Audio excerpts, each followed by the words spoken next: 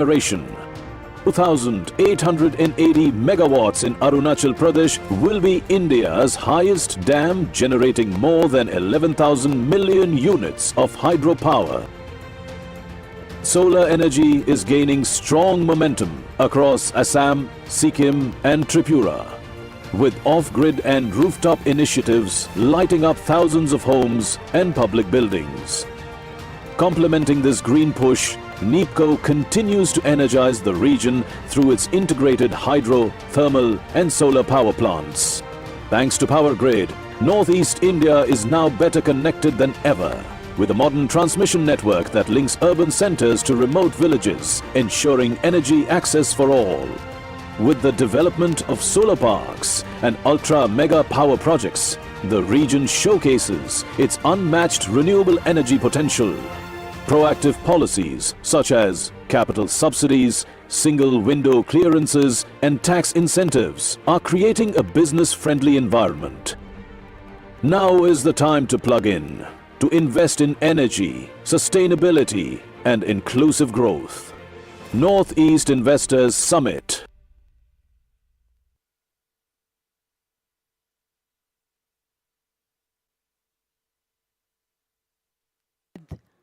With absolute enthusiasm, let's begin today's session. But before we begin the session, I would request everyone in the hall, other than the management who's standing, to kindly take their seats so that we can comfortably begin the session. And now, I would request our honorable moderator, Shri Swapan Mehraji, CEO, IORA Ecological Solutions, to take over.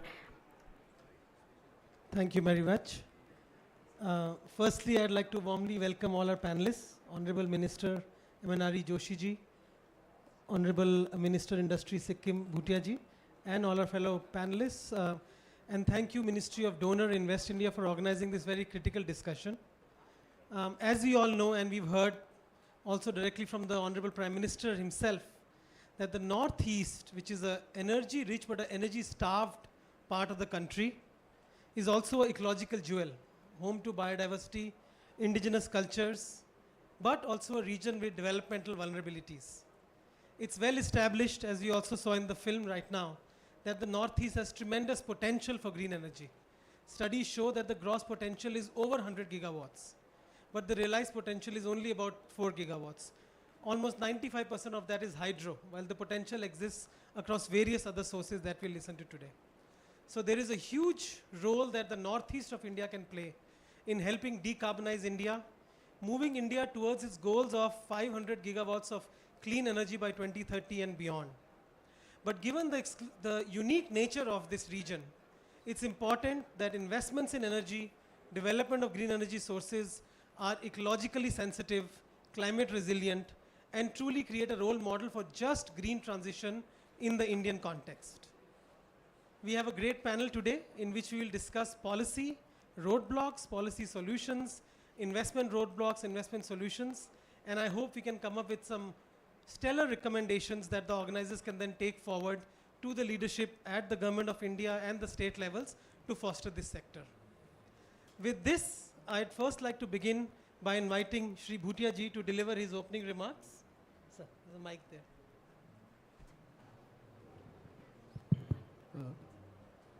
Good afternoon, नमस्कार। मैं सिक्किम से हूँ और विशेष करके आज इस महत्वपूर्ण सभा में माननीय यूनियन मिनिस्टर फॉर पावर, इसलिए अति आदरणीय पैनलिस्ट और जितना भी आप लोग यहाँ उपस्थित हैं, विशेष करके मैं इस साल हमारा सिक्किम का 50th year of glorious year of statehood celebration हम लोग सेलिब्रेट कर रहे हैं। इसी अवसर में हमारा भारत का माननीय प्रधानमंत्री जी भी 29 मई में सिक्किम विज़िट कर रहे हैं। इसी अवसर में आज ये नॉर्थ ईस्ट जो इन्वेस्टर समिट का इसी अवसर में विशेष करके आज पावर का क्षेत्र में, रिन्यूएबल एनर्जी के क्षेत्र में मैं क्या बोलना चाहता हूँ कि हमारा सिक्किम में एक हाइड्रो पावर का बहुत पोटेंशियल है।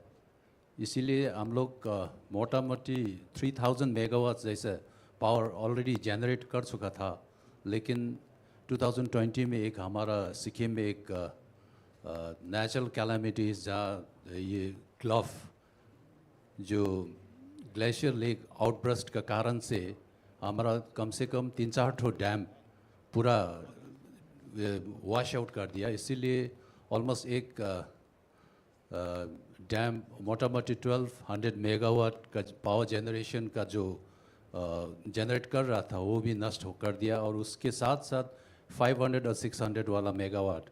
इसीलिए अभी सिक्किम का जो जनरेशन अभी घट के मोटा मोटी 700 मेगावाट में आ गया है।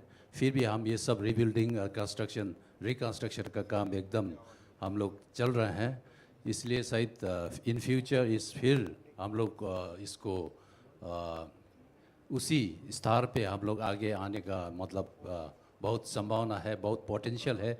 इसीलिए जो जितना भी आप लोग यहाँ पे इच्छुक है, सिक्किम में बहुत इसका पोटेंशियल है, आप लोग एक आके कुछ कर सकते हैं। और दूसरा बात, हम लोग सोलर एनर्जी में भी हाई ऑल्टीट्यूड में जहाँ पे हम लोग का माउंटेनस जहाँ पे ड्राई डेजर्ट उपस्थित है, वहाँ पे एक ये थोड़ा सोलर एनर्जी का भी पोटेंशियल बहुत है। इसीलिए आप लोग इसमें भी मतलब कोई डिसीजन लेके इन्वेस्ट करने का कोई प्लान है तो कर सकते हैं। इसके साथ साथ अभी मूर्ति जी सहित हम ये अहमदाबाद में एक हम लोग बाय सेलर्स मीट के समय पे और इन्वेस्टर्स मीट के टाइम पे मूर्ति जी के साथ मिला था। इसीलिए विंड मिल का भी 2-3 ठो जगह हमारा 2-3 ठो डिस्ट्रिक्ट में 2-3 से जगह में एकदम पोटेंशियल है। इसीलिए इसमें भी हम लोग काम करने का सोच रहे हैं, इसमें भी आप लोग विचार कर सकते हैं। और बाकी रिन्यूएबल एनर्जी में हम लोग काफ़ी आगे से काम करके आ रहा था, लेकिन अभी ये थोड़ा नेचुरल कैलामिटीज़ की वजह से हम लोग थोड़ा डिस्टर्ब है। शायद ये फ्यूचर में अच्छा होके जाएगा, शायद इसमें भी बहुत पोटेंशियल है। सो इसमें हम लोग बहुत ही काम करने का सोच रहे हैं। Thank you so much. Thank you, Mr. Bhutia, for laying out the context of Sikkim and inviting partnerships. Now I'll request Shri Prahlad Venkatesh Joshi, Honorable Minister of New and Renewable Energy, to deliver his keynote address and set the tone for the rest of the panel. Sir.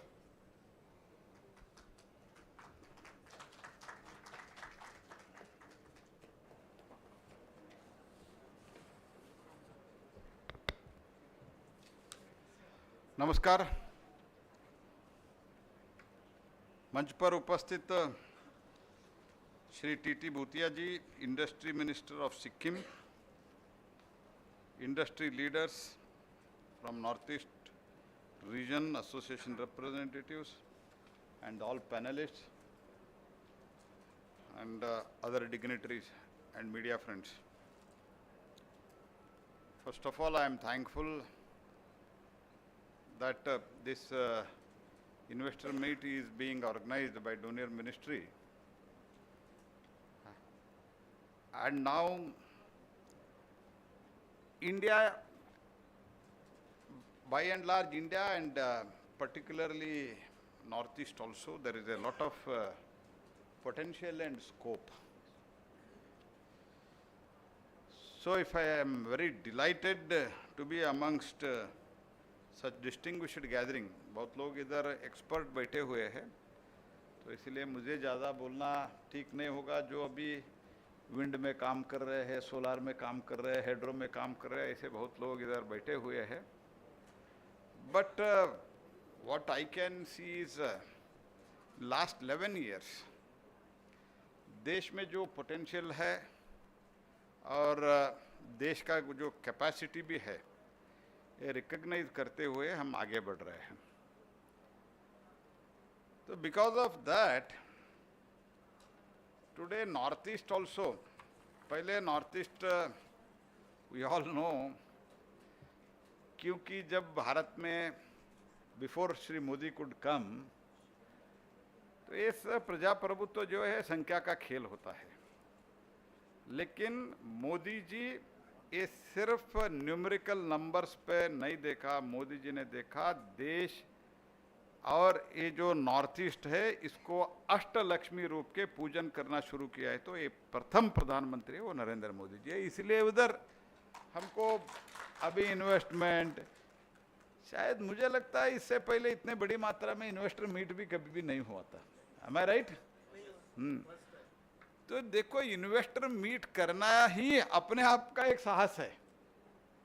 तो बड़े बड़े राज्य करते हैं, बेंगलुरु में होता है, अभी उत्तर प्रदेश में भी हुआ, अभी मध्य प्रदेश में हुआ, लेकिन पर से north east this organizing the investor meet and calling the people, having the panel discussion and bringing the industrial leaders of the country and the world, that itself shows that कुछ बदलाव हो रहा है। और वो बदलाव के एक तो सरकार मोदी जी के नेतृत्व में हर एक राज्य में इंक्लूडिंग नॉर्थ ईस्ट को एक स्पेशल ट्रीटमेंट देके इसको आगे बढ़ाना है निर्णय किया है। तो हम सब लोगों को भी कम से कम महीने में एक बार पीएम साहब हमारा रिपोर्ट भी पूछते हैं कि कितने दिन आप नॉर्थ ईस्ट में, इतना प्रवास होता है आपका, मैं देखता रहता हूँ, लेकिन नॉर्थ ईस्ट में कितने गए ऐसे पूछते हैं। तो mean her minister within 2-3 months at least 2 to 3 days he has to travel north east. So this has been done and बहुत बड़ी मात्रा में अभी विजिट हो गया है। In a huge way ministers have visited. That is why Prime Minister today morning has also said whether it is the hydropower or solar power.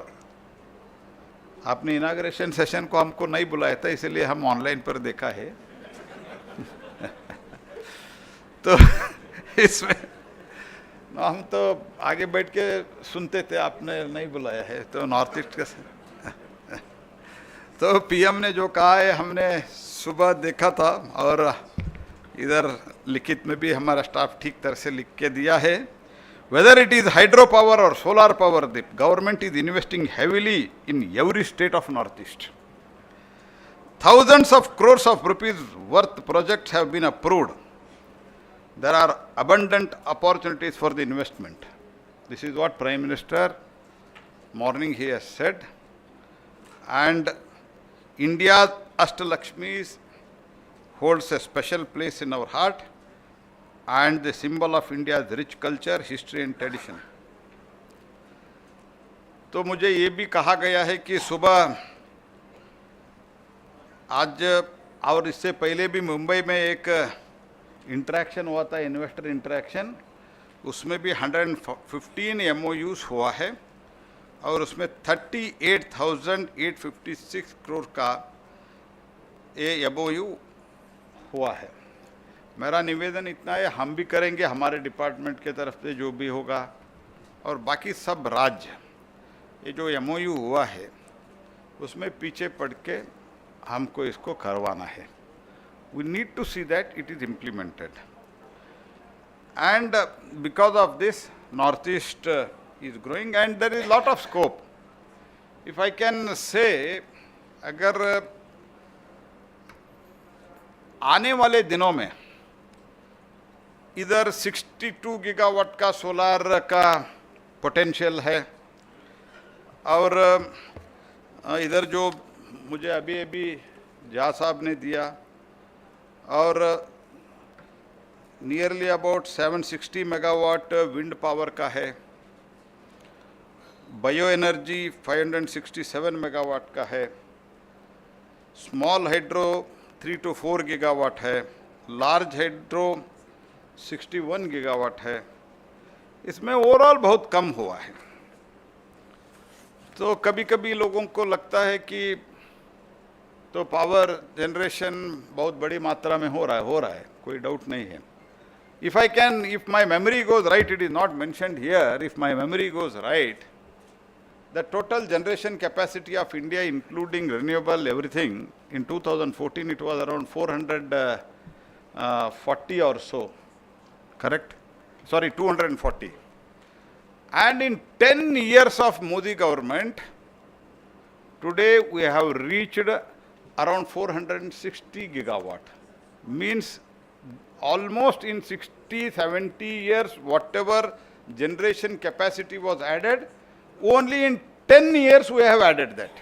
And out of that, in last 10 years of Prime Minister Shri Modi government, we have added nearly about more than at least more than, including I am speaking hydro, 160-170 gigawatt added in this regime, even renewable energy. तो 2 gigawatt था हमारा solar, आज कितना हुआ है? 107 हुआ है, 107 gigawatt इन solar. 2014 में कितना था? 2 गीगावाट। सोलर मॉड्यूल क्या स्थिति था? तो ऑलमोस्ट 2 गीगावाट था। आज कितना है? 88 गीगावाट। 88 सेल का है ही नहीं था। Today we have reached around 25-26 gigawatt. हम अभी इनगॉट का भी शुरू कर रहे हैं, पॉलीसिलिकॉन का भी शुरू कर रहे हैं। ये सब मैं बताने का मेरा उद्देश्य ये है, इतना इलेक्ट्रिसिटी जनरेट करने के बावजूद भी डिमांड डे बाय डे बढ़ रहा है। इन्वेस्टमेंट भी भारत में बहुत बढ़िया आ रहा है, बहुत बड़ी मात्रा में industry, business. We are the 4th largest economy today and we are going to become 3rd largest economy. उस time need of energy will be very high. तो इसलिए तो सोलर का देश में बाकी जगह हो रहा है, इधर भी पोटेंशियल है। कितना है? 60 सोलर का 62 है, ठीक है। लेकिन मैं कहना क्या चाहता हूं, आपका जो स्मॉल एंड लार्ज हाइड्रो मिला के जो है अराउंड 65-66 पुट टुगेदर, आप अगर वो करते तो ग्रिड स्टेबलाइजेशन में एक तो आपके ही वहाँ आके लोग इन्वेस्टमेंट करने के लिए तैयार होंगे। और जो लोग आज सुबह अनाउंस किया है इन्वेस्टमेंट नॉर्थ ईस्ट में, रिलायंस 75,000 करोड़ किया है in next 5 years, and Adani ने किया है 50,000 करोड़ और 1 लाख करोड़ सर। पहले 50 प्लस अभी 50, 1 lakh crore in next 10 years। Birla announce किया है, बाकी सब लोग भी अनाउंस किया है। एक तो this investment will create the huge opportunity of jobs in that area. Economic stability आ जाएगा, इन्वेस्टमेंट आ जाएगा। दूसरी बात, जो आपका एक्सेस रिन्यूएबल एनर्जी आपका यहाँ उत्पादन होगा, specially in hydro and small hydro, ये ग्रिड स्टेबिलिटी, देश का ग्रिड स्टेबिलिटी में बहुत बड़ा योगदान नॉर्थ ईस्ट दे सकते हैं। You can give a greatest grid stability in the entire country, because now there is a one nation one grid and also one world one sun one grid. PM का सोच देखिए जी। तो ये शुरू हुआ है। कुछ लोगों को जब one nation one ration card, one nation one grid, one nation one election बोलते हैं तो एकदम वो गर्म हो जाता है। लेकिन ये वन नेशन है, ये तो मानना पड़ेगा। तो हजारों वर्ष से है। If they deny we can't help it, but that the fact is that one nation है, रहेगा और आगे भी रहेगा विथ और शक्तिशाली स्ट्रांग वन नेशन होगा, इसमें भी कोई डाउट नहीं है। So my request to you is, renewable energy sector में नॉर्थ ईस्ट हाई पोटेंशियल है, with good solar irradiance, plentiful of the rainfall. बहुत अच्छा रेनफॉल होता है, बहुत सुंदर होता है, दृश्य भी बहुत सुंदर होता है। मैं 3-4 जगह मैं गया हूँ और भी अभी आने वाला हूँ। और एक तो मैं भी आना चाहता हूँ, देखना चाहता हूँ, सृष्टि सौंदर्य भी बहुत अच्छा है। उसके साथ ही नहीं जाते तो प्रधानमंत्री जी पूछते कितने बार गए प्रहलाद, गए ही नहीं गए। तो इसलिए PM is very much focused, concerned. North east देश के और राज्यों के साथ डेवलप होना चाहिए। सो प्लेंटीफुल ऑफ वाटर, बायोमास भी इतना ही है, बहुत बड़ी मात्रा में बायोमास है। So there is one thing, untapped market potential है। तो ये मार्केट पोटेंशियल उधर अभी इन्वेस्टमेंट नहीं हुआ है, इंडस्ट्री नहीं हुआ, थोड़ा ठीक है, थोड़ा रीजन टेरेन थोड़ा प्रॉब्लम है, means that is a nature, but in spite of that there is a huge opportunity. एक क्रॉस बॉर्डर ट्रेड के लिए, कुछ लोग क्रॉस बॉर्डर टेररिज्म करते हैं, हम क्रॉस बॉर्डर ट्रेड का बात करते हैं। ये क्रॉस बॉर्डर ट्रेड के लिए this is the one of the best opportunity. क्या जहाजी ठीक है ना, आप तो उधर ही रहते हैं, क्रॉस बॉर्डर ट्रेड और government incentive and support to promote the clean energy projects in the region and strategic location, as मैंने कहा, rising energy demand in the region in particular and in the country at large. क्या हो रहा है जी, मैं आपको बताता हूं, 2032 तक हमारा electricity demand, power demand double हो जाएगा। तो हमको करना है, तो ठीक है, सोलार में हम आगे बढ़ रहे हैं, विंड में आगे बढ़ रहे हैं, लेकिन हाइड्रो में कुछ सीमित राज्यों में ही हो सकता है, जहां नदी है वही हो सकता है, बाकी जगह हो नहीं सकता है। So keeping that in mind, there is a understanding the need of the power, तो renewable energy plays a very important role. And affordable land and labour, ये भी अच्छा है, बहुत पोटेंशियल है। और जो स्कीम्स है भारत सरकार का स्कीम, भारत सरकार का बजट है हर डिपार्टमेंट का, उसमें तो हम मिनिमम 10% तो नॉर्थ ईस्ट में खर्चा करना ही पड़ेगा। और हमारा जो स्कीम है पीएम सूर्य घर में, जो बाकी राज्यों को, बाकी राज्यों में बेनिफिशियरीज को होता है, 10% हम आपके यहाँ ज़्यादा देते हैं, 20% पीएम कुसुम जो किसान के लिए देते हैं उसमें ज़्यादा देते हैं। So even in that PM Surya Ghar is the best project, क्योंकि थोड़ा जहाँ भी अच्छे रूफ है उधर करते हैं, तो not only he will generate his own power and he can sell his power to the discoms, तो he will earn also। तो आज ही मुझे सुबह मेरे पास आंध्र प्रदेश के सम्मान्य मुख्यमंत्री आए थे। मुख्यमंत्री जी को मैंने कहा, आप तो ऐसे ही बहुत जगह, बहुत इसमें आपके पहले जो गवर्नमेंट थे उन लोगों ने भी बहुत कम टैरिफ से, नहीं तो फ्री दे रहा है, आप पीएम सूर्य घर में हमारे से, हम सेंट्रल गवर्नमेंट के सब्सिडी से तो आपसी सब्सिडी दे दो, ऐसे मैंने एक सुझाव दिया उनको। He felt it very happy, क्योंकि एक बार सब्सिडी दे दिया तो हर बार इलेक्ट्रिसिटी जो जनरेट होता है वो पैसा देने का बंद हो जाता है।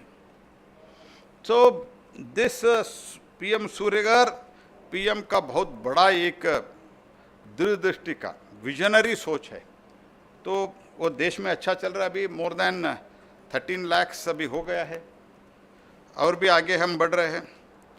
सो what I would like to tell is, this part of our border is the vision to transfer the northeastern region into the gateway of the Southeast Asia। Southeast Asia के लिए आपका एक गेटवे हो सकता है।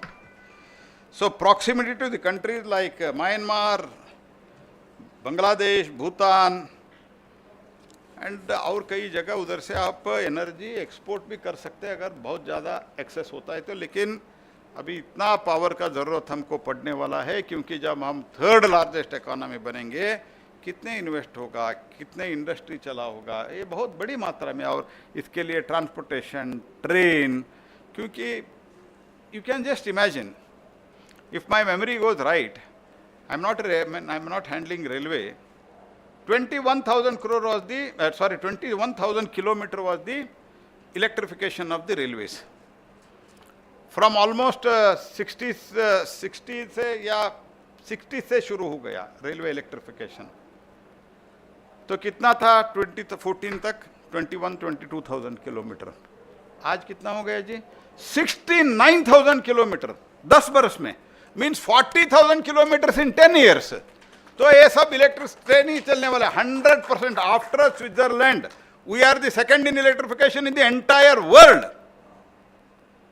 तो इतना ट्रेन चलाने के लिए कितना इलेक्ट्रिसिटी चाहिए?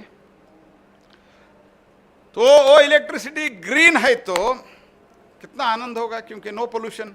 अभी दिल्ली में हर बरस हम 3-4 महीने, इतना तो बहुत लोग दिल्ली में रहना ही नहीं चाहते, ऐसा स्थिति रहता है।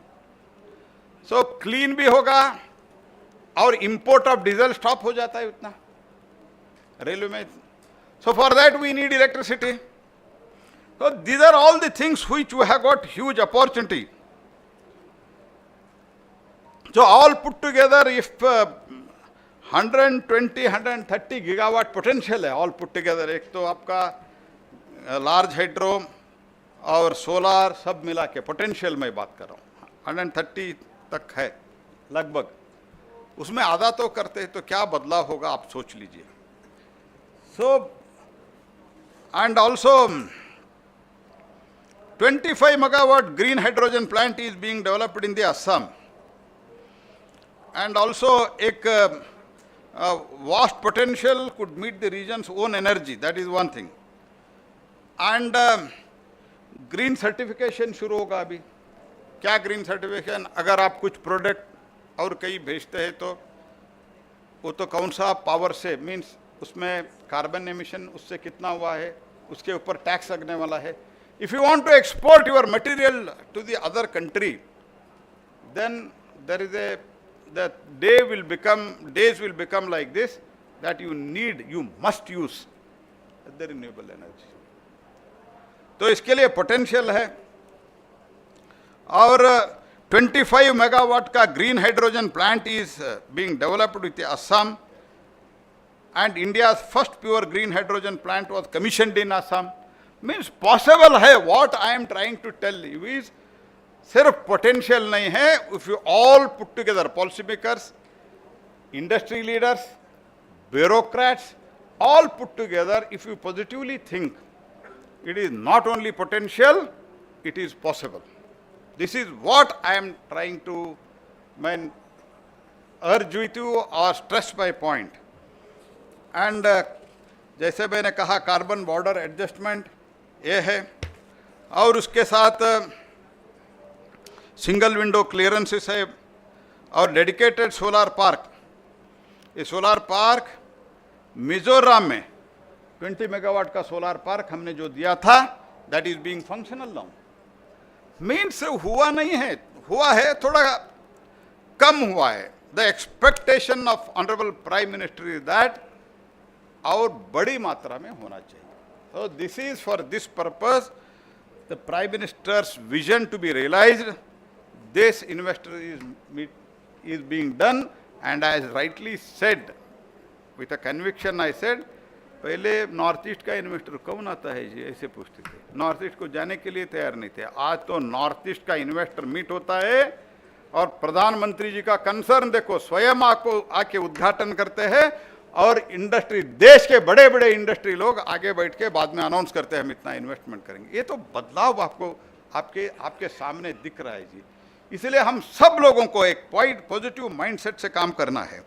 और उधर हम स्किल डेवलपमेंट के लिए हमारे तरफ से सूर्य मित्रा प्रोग्राम, जो सोलार के लिए सोलार रिपेयरी इंस्टॉलेशन सब करने के लिए, वरुण मित्रा और जल ऊर्जा, ये सब के लिए हमारा जो ट्रेनिंग प्रोग्राम है, कम से कम 2-3 हज़ार लोगों को हमने ट्रेनिंग भी दिया है।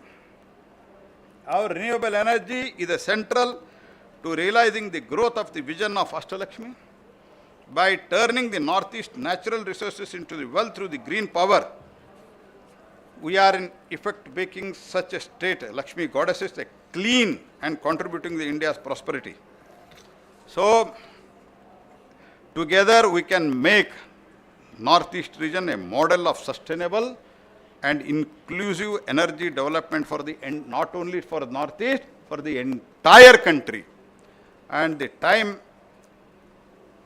is now to invest, not just for return, but for the impact, for the cleaner tomorrow, and for the self-reliant India. So look, it is very, very entrepreneur and innovator to look east, because the sunrise sector of renewable energy is rising right there and the land of the rising sun. Let us make the Northeast shining example.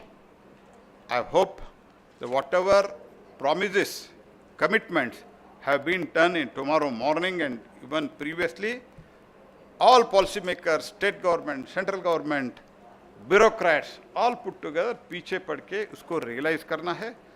तो प्रधानमंत्री जी बहुत ही concern से, with a passion, Prime Minister wants that this region should be developed.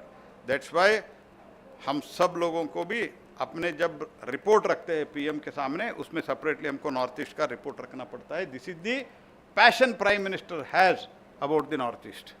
So my appeal to is, let us do it. It is not potential also, it is not just potential also, it is possible also. With these words, धन्यवाद, thank you, नमस्कार.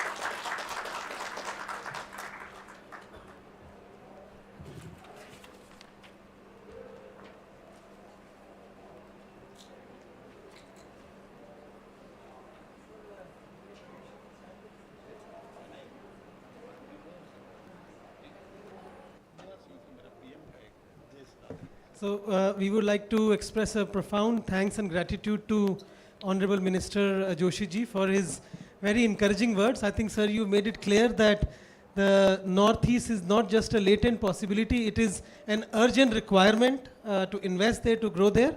And the Honorable Prime Minister and the entire government is very focused on ensuring that we collectively collaborate and help this region deliver its true potential. So, sir has to go for an urgent matter that he has to deal with. So thank you so much, sir, for your kind words. And with your permission, we'll continue the discussion after.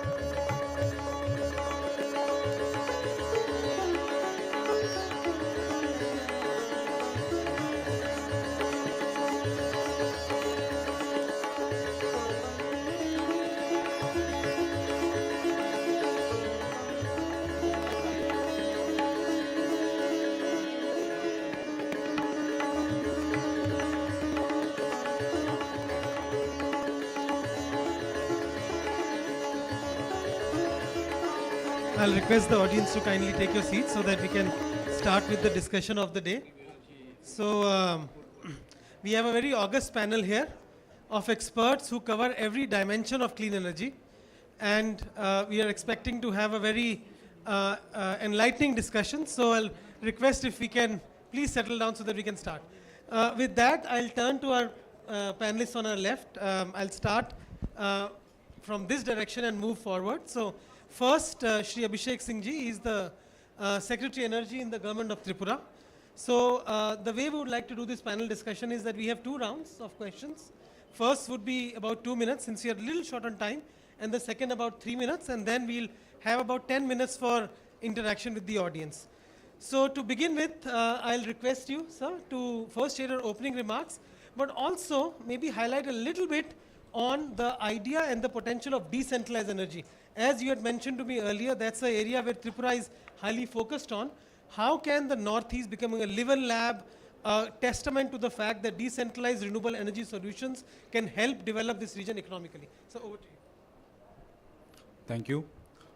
Honorable Industry Minister Sikkim and my distinguished co-panelist. As the Secretary Power Tripura, I would also be representing Northeast, and since I have spent considerable time in the Northeast, so I'll be discussing not only about Tripura also, but other Northeastern state also. When Honorable Prime Minister India, when he said that he has given us the goal of 500 gigawatt by 2030, out of that we have already achieved around 175 gigawatt. And the potential of Northeast is 129 gigawatt. Without Northeast, this potential utilization, we will not be able to achieve it. Further, to achieve our net zero emission targets also, this clean energy has to be harnessed. And it's so diverse. When we see Northeast, we think that all the Northeast, of course, we have many similarities also, but we have a lot of diverse potential also. If we discuss about the large hydro, Arunachal Pradesh and Sikkim, they lead the large hydro. When we discuss about solar, so Assam and Manipur, they lead the large solar power. In Tripura also, we have around 2 gigawatt potential, and other state also 2 to 8 gigawatt potentials are there. In Tripura also and many other northeastern states, they are also focusing on small hydro also. Small hydro is one sector which has not been focused much, but in Northeast, it has been much better harnessed than any other place. So in small hydro also, we have Arunachal Pradesh with 2 gigawatt, and Tripura also we have around 50 megawatt potentials. We are also focusing on hydrokinetics, where we can generate from 5 kilowatt to 500 kilowatts. And we have already got a pre-feasibility report ready of 49 megawatt, and we'll be going ahead with that. There is another sector which is bioenergy, because Northeast is rich in the biomass. And if I speak about Tripura, we have agri-waste, we have bamboo waste. Similarly, other northeastern state also, they have a lot biomass which can be harnessed, and biomass energy also has a potential of 566 megawatt. There is a small potential for wind, but that has not been harnessed so far. So I believe our co-panelist on wind, he will be discussing on that. One more thing, Honorable Minister, he has discussed is the possibility of cross-border trade also, because Northeast Tripura, we are surrounded by Bangladesh. Other northeastern states also are surrounded by other bordering nations.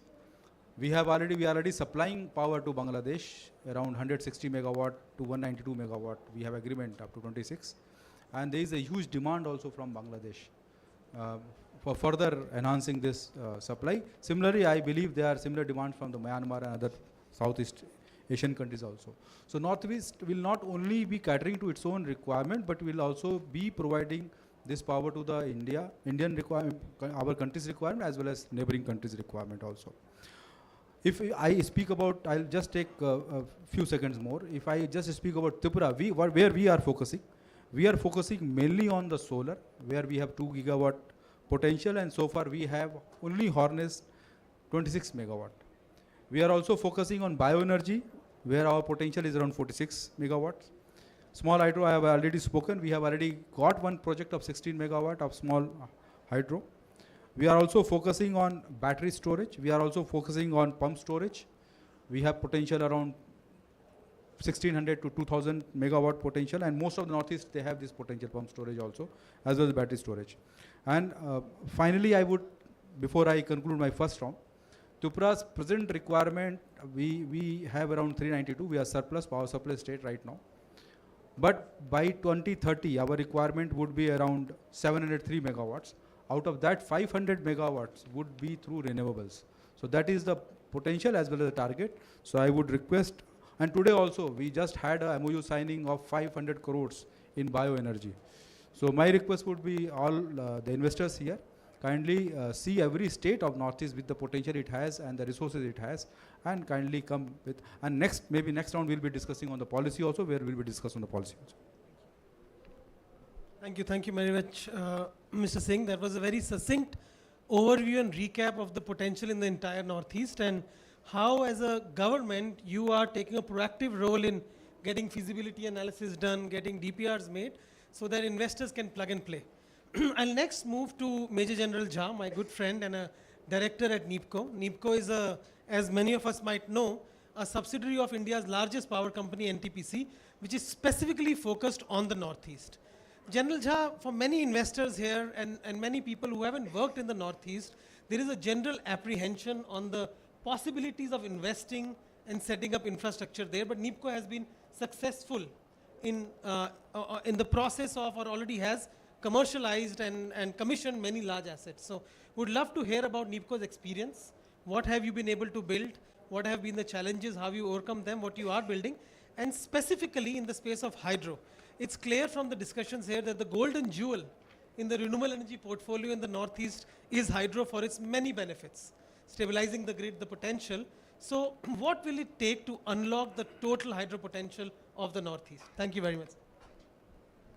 Thank you very much, Swapan. I would also like to thank my good friend Shri Abhishek saying that for giving a broad overview, you saved me the agony of giving the data now. All the data is out because the Honorable Minister gave the data and my good friend Shri Abhishek gave the data, and data is always boring. I'm a soldier, so I think I will first take a minute with the permission of the Honorable Minister to say that I, being a soldier, I think our compliments to our Honorable Prime Minister for giving a free hand to the armed forces to teach our good friends across the border a big lesson. And I will link it with that you would realize that even our ministry was involved in teaching them a lesson in terms of Indus Water Treaty. And I will link it now to the strategic imperative of our country as to why the hydroelectric projects have to be expedited. It's not only for energy, it's not only for grid stability, it is for national security. And so, if it is for national security, sky is the limit for investors. That's the short answer, Swapan, for your thing. I hope that convinces every potential investor in this room that sky is the limit. Government will do any and everything, I think, to propel this investment, remove all obstacles, all roadblocks, and I'll give you some data as pertaining to my own corporation. So I represent Shri Gurdeep Singh, who is the CMD of the NTPC group and also CMD of NEEPCO. He could not be here today due to some important preoccupation. But we are primarily in the business of large hydro. We have 8 hydroelectric projects up and running in the Northeast. We are the biggest hydroelectric player in the Northeast. We were raised in 1976 at Shillong, and we have footprints across all states except Manipur. And Manipur has another sister concern, THDC, in the Loktak. So as far as large hydro is concerned, I would just give you some statistics that there are 22 projects in operation across Northeast region. There are 7 under construction. 17 have been concurred by the Central Electricity Authority, which is the body which clears the projects. There are some under examination and there are some under survey investigation. And when I say all this, we have so far utilized only 6.9% of the hydropower potential of the Northeast. So like he said, crown jewel, yes, but miles to go before we sleep. And there's plenty to do in this field. And, I will give you straightaway statistics of my company. The big figure is, if by all hydro projects which are in very advanced stages, at least from PFR onwards, there are 2 projects which Cabinet Committee on Economic Affairs has already given a clearance. Just to tell you how the hydropower potential is being developed in the Northeast, each river basin has been given to one central PSU. And to make it more lucrative for the states, the joint venture concept has been propagated where there is an equity participation by the concerned state. And so it's in the ratio of 74%, 26, where, and the equity component of the state is being funded by the central government. So this is a big, big win that you are a stakeholder. There's a joint venture. There are many stakeholders. The advantages, which I'm sure Swapan will ask me about the challenges a little later, so I will cover that a little later. So 6 projects in Arunachal by just one company called Northeast Electric Power Corporation, amounting to 31,969 crores. That's big money. Then there is something called pump storage. Pump storage is another one where, for ensuring grid stability, Honorable Minister talked about. We are already in advanced stages of, executing. Either the DPR is under preparation or it's under PFR stage, amounting to 16,870 crores across Assam and Meghalaya. And all the large hydro that he talked about is all in Arunachal. And then we are also, since hydro projects have reservoirs, we are looking at floating solar. One tender is already going to be floated shortly in a place called Dima Hasao district of Assam, place called Kopali, for 40 megawatt floating solar. So you see how it can be combined beautifully. I will not delve into the solar potential because Shri Abhishek has already spoken about it, but I will talk about floating solar. Floating solar is becoming very lucrative because the cost of anchorages is reducing.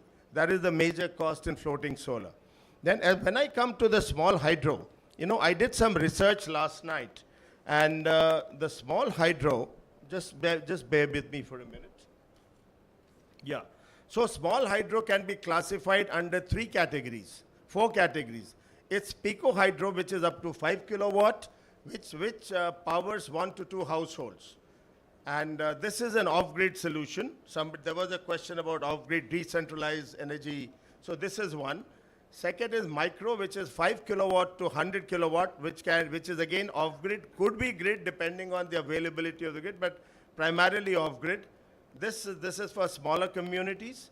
Then is mini hydro, 100 kilowatt to 1 megawatt, which powers villages or very small towns, usually grid.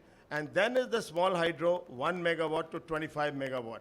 While this is the potential, it is a neglected sector. Just to give you an idea, about 40 to 50 such smaller hydro projects have been developed, but 80% are off-road because of operation and maintenance issues and lack of skill sets to maintain, and it not being cost effective for somebody from outside of Northeast to come and repair it. The potential is, as Honorable Minister says, close to 3.3 gigawatts, where Arunachal has bulk, Sikkim has some, Meghalaya has some, Assam has some. So why do these matter? The terrain, we are aware that is very hilly and forested. So it's very practical to establish pico, micro, mini. Remote villages, off-grid solutions are an obvious answer. Environmental sensitivity, the moderator said. Yeah, I'll just wrap up. Smaller systems are less disruptive. And there are many examples of the success stories in Nagaland, Arunachal, Manipur, Mizoram, and Sikkim, sir, of small hydro. Because there's community involvement in operation and maintenance, this is the model. There is NGO and government collaboration in this. It's run of the rivers, as somebody said. There's no damming, minimum environmental impact, boosts local livelihoods and education, and reduces reliance on diesel and gensets and kerosene. So this is a broad overview of the potential of hydro. I think I'll wrap up here, and I'll talk about it a little later. Thank you. Sorry, I exceeded. No problem. That was very informative. Thank you for all of that data that you've shared. And there are a couple of questions that I'll come back to in the next round in terms of potential. I'll next move to Dr. Karunamurthy Nithimani. So I hope I pronounced your name correctly. He's the MD of Wind Plus Group. So Mr. Kirtimani, you've spent, I think, close to 3 decades working on wind energy. Yeah. There is now a growing acceptance of the fact that there is substantial potential, and there are areas in the Northeast which have high wind energy generation capacity. It's estimated that the total potential is over 1 gigawatt, but what's been realized is, I think, less than 4 megawatts. So what are sort of the top 3-4 actions that can be taken to promote wind energy in the Northeast? And if there are interested wind energy investors, how should they approach this whole space? Who should they liaise with? How do they go about exploring this space in the Northeast? If you could guide us a little bit. Thank you. Yeah, it's a good question. According to NIVE, that is National Institute of Wind Energy, which works under MNRE, the minister who was present here. As per that study, in Sikkim, there are 2 gigawatt potential is there. Okay, and the area names also specified in NIVE's portal, 2 gigawatt, and rest of the states, 7 states, it's all only in the megawatt range. So totally we can consider about 2+ gigawatt only, and in which Sikkim alone having 2 gigawatt of potential, the wind speed is somewhere 5.47 meter per second to 6 meter per second, in which the class 3 and class 4 wind turbines will suit, and that we are going to further study in this. And from this morning I hear, Ashtalakshmi, Ashtalakshmi. So the real, the goddess Ashtalakshmi, that is Gajalakshmi, Dhanalakshmi, Santana Lakshmi, Vidya Lakshmi, Vijay Lakshmi, Adi Lakshmi, Dani Lakshmi, and Dhairya Lakshmi. All Lakshmis are here in this northeastern regions. And coming back to your question, that is wind. In Sikkim alone, there are 4 wind masts. Okay, the wind mast in the sense for the measurements. Before you go into the bigger investments in the state, we used to test the wind for the 24 months. It is a testing requirement. Based on 24 months of result, then the investment decision can be taken. So overall, you can consider across any year there are 2+ gigawatt wind potential is there as per NIVE, that is National Institute of Wind Energy. Thank you. Before we pass on the mic, what are the hurdles and why has this potential not been realized? See, the thing is, for putting, for any wind projects, the terrain, that matters a lot. There are here in northeast regions, I think only complex and semi-complex terrains are there. Okay, there is no plain terrain. We need a lot of plain terrain to, because it's a big, more capex project it is. The logistic route, etc. We need a very wider road, and need a lot of development to, for logistic movement from manufacturing place to the site. So that and all, it needs a lot of studies. Even if you take in India, the offshore also, it is still under study mode only. We have not even, installed any single turbine. Before we go for a lot of studies need, because it's a high capex item and needs a lot of development on the terrain. It is not only with the wind we can go get. Okay, the potential is there, now let us go for the, it is not possible. A lot of study we need. Yeah, that we are doing it. Yeah. Okay. Thank you. Mr. Ganju, you represent the Indian Federation for Green Energy, and you've done a lot of work on biomass and bioenergy. We heard from Mr. Abhishek Singh, from the Honorable Minister, that this is also a high potential area in the Northeast, but aggregation, collection remain major challenges. So what are the models that you have explored or observed in the rest of the country that can be customized or can be modified to suit the context of the Northeast? And I would also like you to comment on this issue of grid stability, because just like hydro, biomass energy also has the potential to support grid stability in the face of a lot of solar. So is this also emerging as a priority area in your experience dealing with these states, and what can be done? Thank you. Thank you. I thank the dignitaries on the dais, my industry colleagues and friends. Before I go into the subject, I would like to mention that Indian Federation of Green Energy had a major role to play in one particular sector which has affected Northeast also. Indian Federation of Green Energy was set up almost more than a decade ago by visionaries like Gadkari ji, Suresh Prabhu Saab, Anna Saab M.K. Patil, Pramod Chaudhary. And our focus basically was to set up a policy advocacy group which can promote renewable energy, because there were very few such initiatives in India who were promoting renewable energy there, at that time. And our major focus, yes, right from the beginning, has been on bioenergy.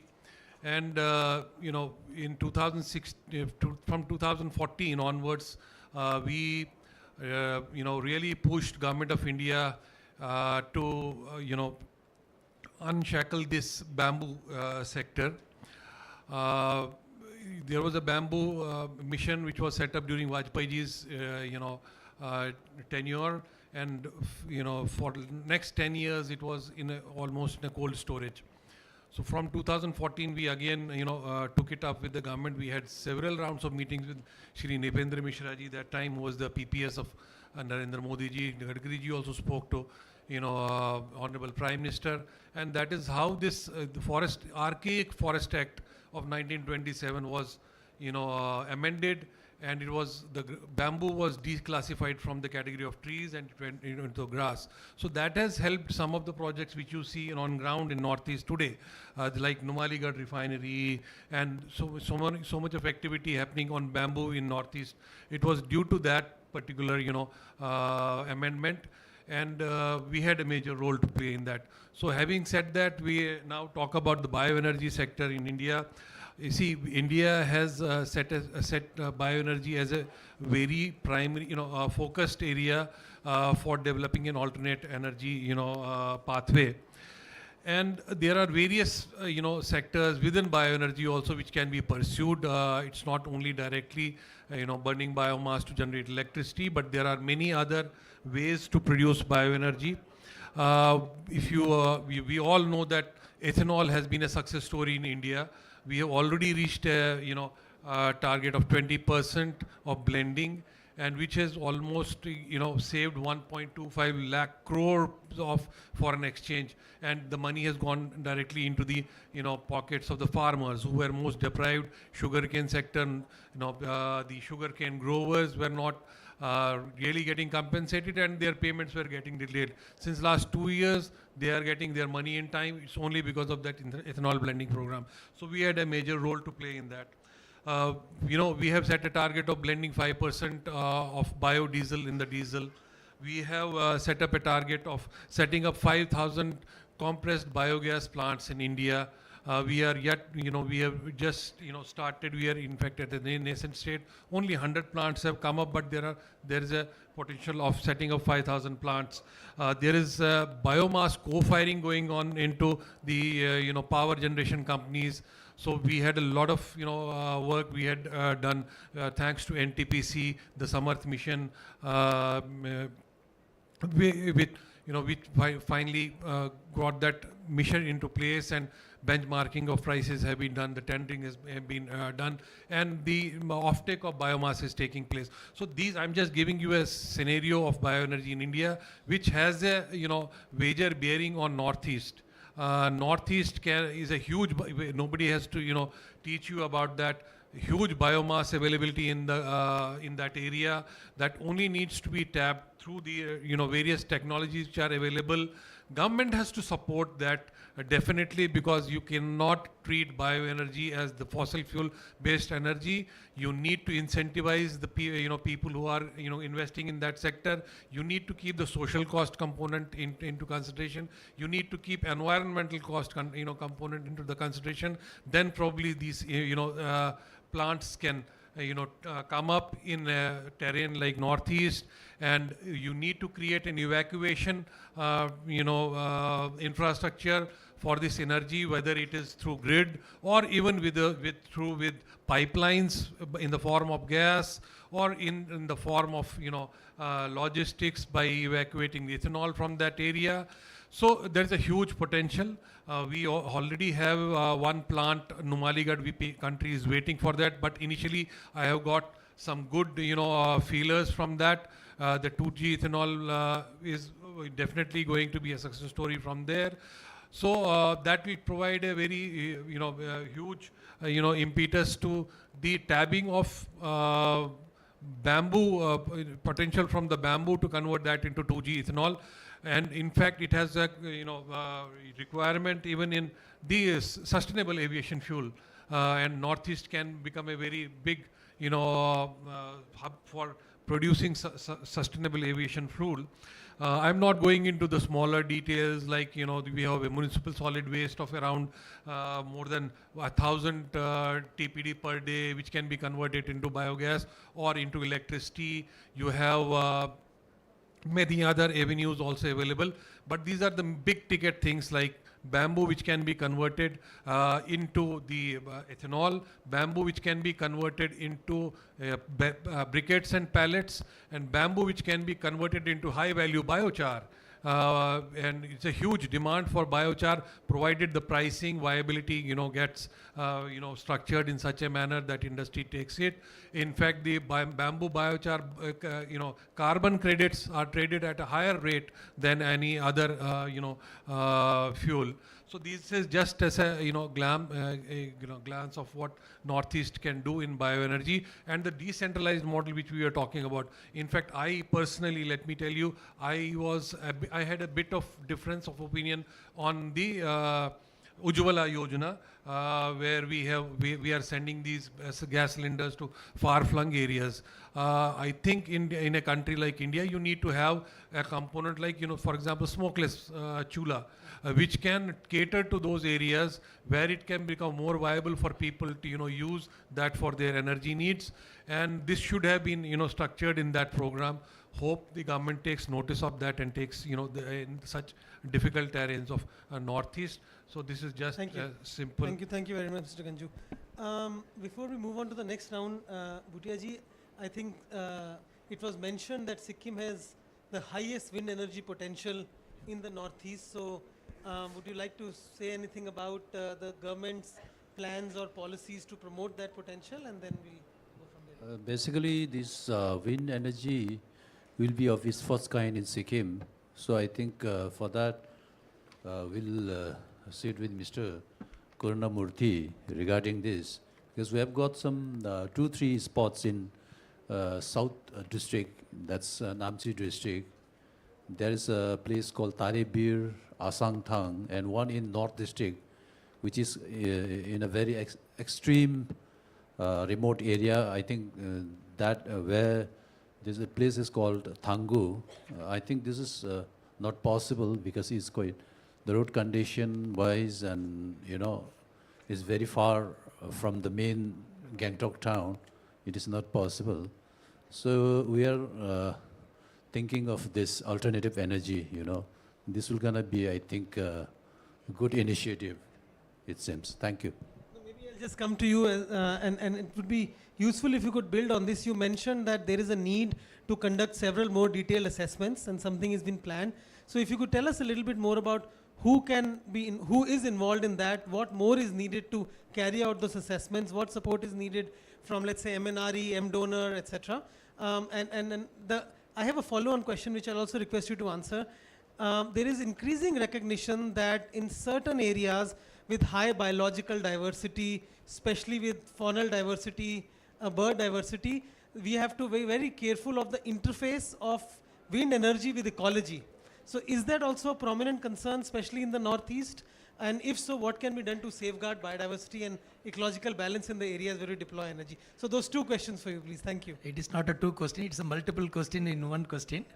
Okay, see, for wind energy projects, we need 3 dimensions, that is land, wind, grid. First, we need to study the wind, that is already done, being carried out, and secondly, the land part, which I mentioned, the terrain part, land. Okay, whether it is a plain terrain or complex or semi-complex terrain, that is a land part. And third is the grid. Okay, grid is the grid integration, because the wind energy cannot be stored, so immediately it has to be consumed. Generation, transmission, distribution, all 3 has to happen. So land, wind, grid, all these 3, the 4 letters word, so we call it as a 3 dimensions of wind energy. So this need to be studied, in which only wind we have studied so far. So rest of the 2 things we are yet to be studied.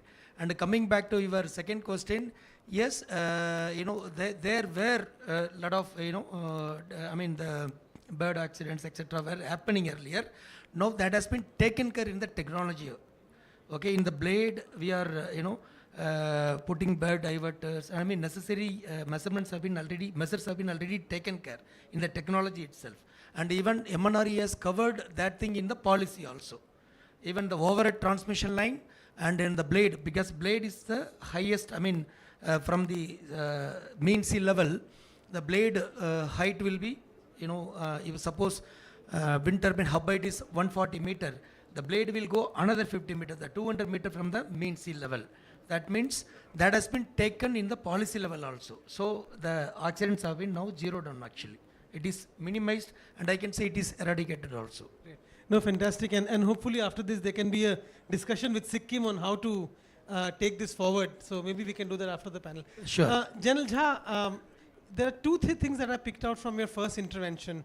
One was that the challenges in viability of small hydro, because of and one prominent thing that you mentioned there was lack of capacity for maintenance. So is that something that NEEPCO or a number of companies or a consortium of industries in partnership with the government is looking at to build local capacity? Do you think that's viable? And is that something that requires more government support? And the second thing is that given that you mentioned that the large river basins have all been allotted to PSUs, is there a role for the private sector to come in and invest in these as well? Thank you. First is about the skill development. So yes, it's part of the mandate. Any project that is approved, a portion of the funds are to be allocated for skill development of the locals in the vicinity. I'm talking of the large hydro. What happens is essentially we give, we build ITI. I'm in the process of building an ITI in a place called Tato, which is in Shiomi district, just below Menchuka. That will take about a year and a half. So in the meantime, starting 1st August, we have already tied up with another ITI at Roing in eastern Arunachal, where we have identified the local kids with requisite qualifications, class 10 and 12 pass. Let's say you need electrician, you need plumber, you need linemen, you know, various trades have crane operators. So you identify this and you put them through the training. The PSUs are taking the complete burden sharing of that, including infrastructure, training, housing, food, you know, everything that is required. And they are kept in a hostel in the ITI. So this is one part about the local training. Our training has gone a little further by also skilling the state government department, hydropower department. Wherever, as of now, we are in Arunachal, we are doing this hydro. I'm sure Sikkim similarly, NHPC must be doing. So we are also, what is happening is that there is an explosion of projects across Sikkim and across and Arunachal primarily. And you need to upskill these engineers and the supervisors and the workmen in the government department also. So we are also skilling that. We have just signed an MOU with Government of Arunachal during the last review by Honorable Chief Minister Shri Pema Khandu at Tawang, where 13 hydroelectric projects were to be fast-tracked, which are all being done, and consequently, this is being done. Coming to the small hydro, I think here is the role of the NGOs and the state government, because the PSUs are not getting into small hydro. They are not getting into small hydro, I would like to clarify. This is where actually the smaller players, not even big corporate houses, smaller players can come in, collaborate with the NGO and the state government, and you can go from anything from 1 kilowatt to, 100 kilowatt at least, and you need not go to the megawatt scale also. And this way, it is sorting out your decentralized energy requirement, remoteness, lack of infrastructure, land issues, everything gets sorted because community gives you land. Right. So thank you. I hope I have answered your question, not confused you. Yes, you have. Okay. Now, we need like 2 one-minute interventions. Mr. Ganju, you mentioned about carbon finance.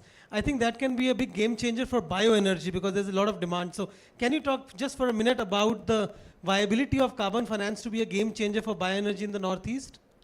See, you're talking about carbon credits, Yes, right? yes. Actually, there are 2-3 pathways that we are witnessing as of now. One is the voluntary international carbon credits market, which fluctuates. Presently, it is not the prices have gone down. But within country also, we are trying to find out some pathways. For example, in CBG, we are talking about the mandates to be given to CGDs, the city gas distribution companies, to blend the biogas in their natural gas obligations. So if they are not able to meet that, then there should be a penalty. Otherwise, they buy these gas certificates or credits.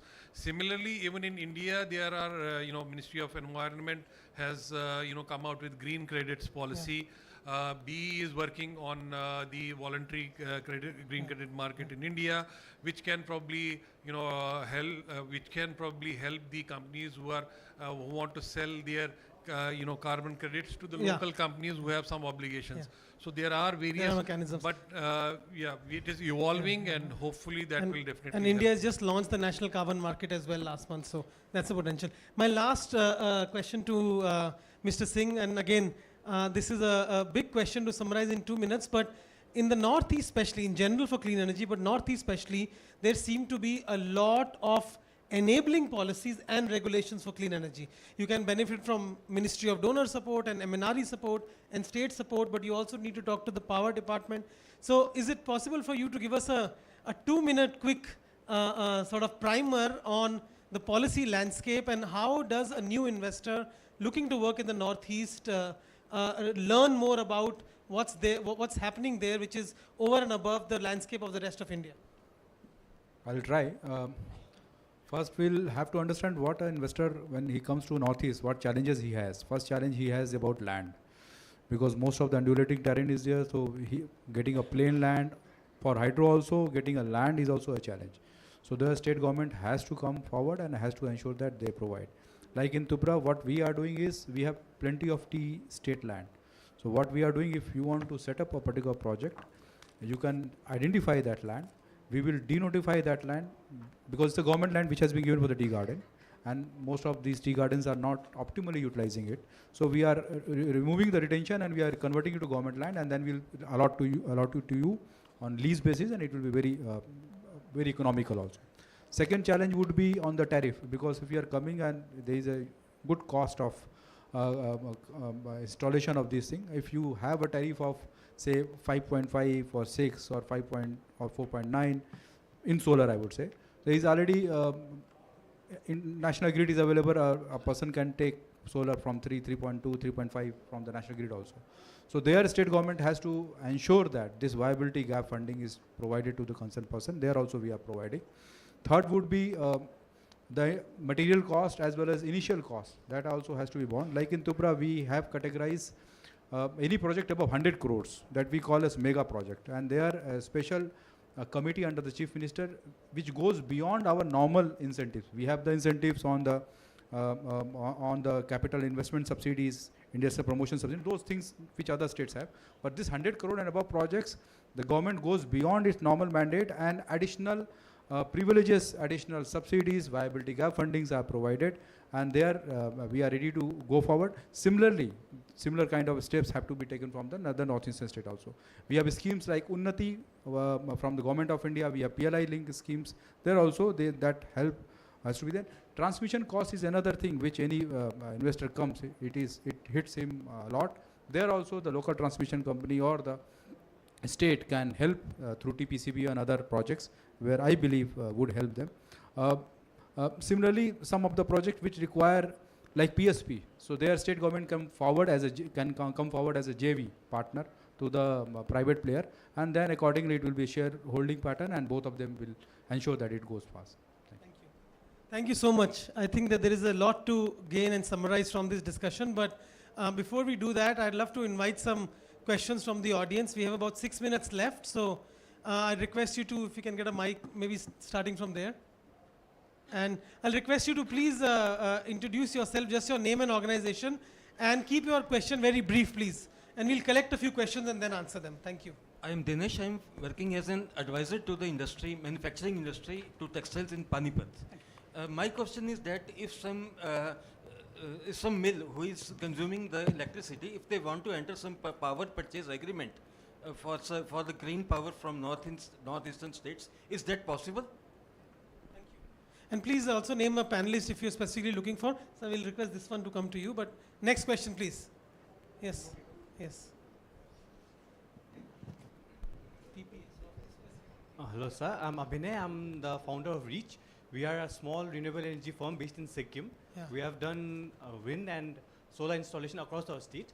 I have a small problem, sir. We have